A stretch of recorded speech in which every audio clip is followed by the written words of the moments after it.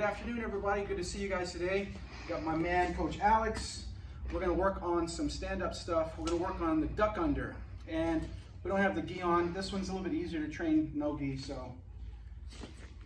Let's just talk about like the simplest way to do this. We're gonna be working from like a wrestling stance, and we're gonna get what's called an inside tie. So I'm gonna have my arm on his collarbone, and my other arm is going to be right here at the crook of the elbow.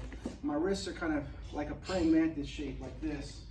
So from here, Alex doesn't have any kind of control over me at all. I can steer him forward, side to side, okay? With this grip, it's really easy to take him to the side this way, and I can expose this space right here.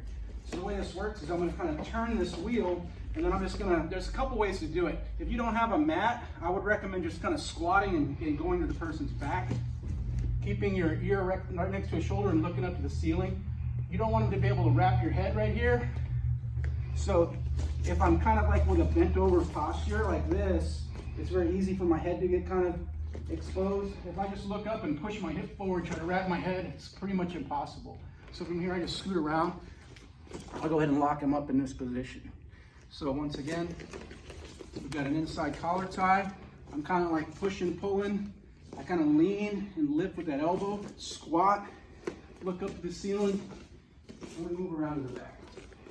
Now, to be honest, I prefer to change levels with this, so if you guys have a padded floor, go ahead and do this level change. It's the same setup, okay? What I'll do is I'll start moving backwards, kind of pulling him to me, and I'm gonna kind of do that turn. I'm gonna drop my knee to the floor, and I pull him past my head, keeping a hold of his head the whole time. Now what I do is I circle like a spiral all the way to the floor while I keep pulling this head down, and I grab this leg and I get an easy takedown. All right. It's important that you pull the person past you.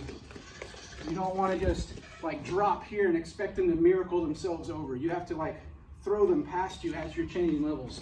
So if you push into them a little and you feel that pushing resistance, see I kind of like slung them past me, and I swivel on my knee,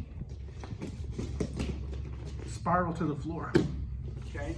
Now that's like best case scenario. If you notice that time, I had a real dominant grip with a double inside tie. One other common one is you'll be locked up in this neutral position. So what I'll do is I'll take my hand that he's collar tying me on, and I'll put it to the inside and just kind of push myself out. And notice I'm in that exact same position, okay? So once again, boom. Now immediately I want to start working. Get into one of my positions here.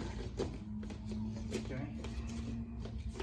One other option that we have is from the same position. Let's say I can't get my hand to the inside. He's kind of strong here.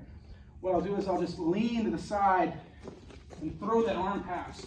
Okay. What makes that work is I really give a lot of downward sagging pressure with that elbow, and that alleviates some of this angle that he has. He's trying to keep his elbow down and in.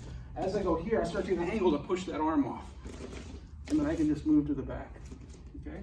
Duck under is a very useful move. It's pretty easy to hit, especially if you're shorter, like I am. All right, have fun, guys.